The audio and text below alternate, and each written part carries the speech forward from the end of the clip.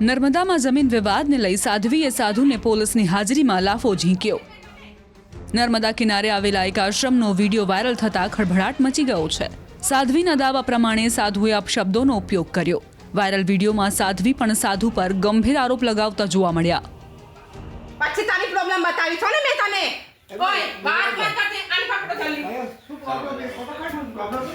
આને પકડો ને પ્રોબ્લેમ છે। હા ચાલો ચાલો પકડો આને। ચાલો એ ધંધો એ કરે પછી આવું ભલ મારું કામ છે। ધંધો કોને કર્યો? કોને ધંધો કર્યો હે તું? કોને ધંધો કર્યો હે? હમણાં ઠોકે મેં તને ધંધો વાળી કરી હે? તું ધંધો કર્યો રાત દી નીકળ યાર કે ચાલો યાર પકડો આજે મેરે કરીએ મારવાનું। ચાલો પોલીસની હાજરીમાં મારવાનું। હા મેરે મારે પોલીસની હાજરીમાં મારો હે। અરે બે રાજો ચાલો ચાલો પકડો આને। પેલા ત્રણ ભાગી જશે હજી બી જલ્દી આને પકડો પોલીસ વાળો। જમીન બાવી નહીં ચાલો પકડો। રાત દી ના મને હે ને રાત દી તેને રોવાય નાખો આને જલ્દી। મામા આજ નહીં બહુ હમલી લીધી મેં તને। હા રાત દી નિયા ગુસ્સા નહીં હો રાતે બે વાગતા થઈને લાઈટ બંધ કર દેવે પછી બોલાવે બધાને।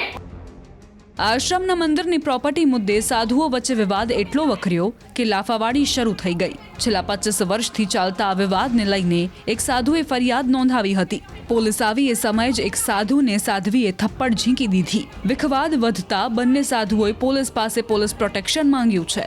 ત્યારે સાધ્વીના થપ્પડ મારવા મુદ્દે સાધુએ કહ્યું કે આ સાધ્વીએ મારી પર અનેકવાર આવો હુમલો કર્યો છે। મને ન્યાય નહીં મળે તો હું આત્મવિલોપન કરીશ।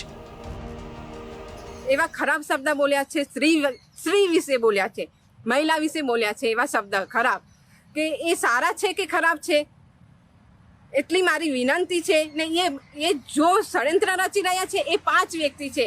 સદાનંદ, મહેશ તડવી, જીતેન્દ્ર ગોસ્વામી, પ્રશાંત અને પ્રીતરામ। આ 5 ષડયંત્ર રચી રહ્યા છે ઓર ધનેશ્વર હડપા માંગે છે। ત્યાં હોટલ બનાવવા માંગે છે આ લોકો ને। અમને વિનંતી કરું છું મેં સંબંધને કે અમને હે ને પ્રશાંત સરને બધાને વિનંતી કરું છું કે અમને ન્યાય આપો। બસ એટલું માંગુ છું મેં। એ પોતે મારા કમ્પાઉન્ડની અંદર આવીને અનેક વખત આવી છાસવારે હુમલા કરી અને પોલીસ તંત્રને અને 100 નંબરનો દુરુપયોગ કરી અને છાસવારે આવા ષડયંત્રો કરતા હોય છે। એમનો આક્ષેપ શું હતો? એમનો આક્ષેપ એ હતો કે આ જગ્યા અમને સોંપી દો એમ। આ જગ્યા હડપ કરવા માટેના અનેક પ્રકારના ષડયંત્રો કરી રહ્યા છે। સાધુ સંતો દરેક વ્યક્તિએ શાંતિથી જીવી શકે। આ સમાજની પ્રોપર્ટી છે, કોઈ સાધુના બાપની પ્રોપર્ટી નથી। આ સામાજિક પ્રોપર્ટી છે અને સામાજિક સહયોગથી આ બધું ચાલતું હોય છે અને કોઈને મારી શકતો નથી। કાયદો છે, સંવિધાન છે, દરેકને જીવવાનો અધિકાર છે અને અનેક પ્રકારના આક્ષેપો લગાવી અને પ્રશાસનને અને ગામને અને દરેકને ગુમરાહ કરવા ઉચિત નથી। હું કંટાળી ગયો છું। અનેક પ્રકારે રજૂઆત કરી અને હું કંટાળી ગયો છું। એનો પ્રશ્નનું નિરાકરણ થતું નથી અને આવા ખોટા માણસો ઘેટા બકરા ભેગા કરી અને ખોટા સાક્ષી પુરાવા ઉભા કરતો હોય છે। મારી સુરક્ષાને જોખમ છે। આ લોકો સાથે હું એકલો રહું છું મારા આશ્રમની અંદર। એ લોકો 5 જણના ફેમિલી સાથે રહે છે અને મારી સાથે અનેક વાર હુમલો કરી શક્યા છે અને ખોટા આક્ષેપો લગાવી અને મને બદનામ કરે છે અને જો મને બચાવ નહીં આવે તો આ લોકો મારું મદદ કરવા માંગે એ ઉતાવળ થઈ ગયા છે।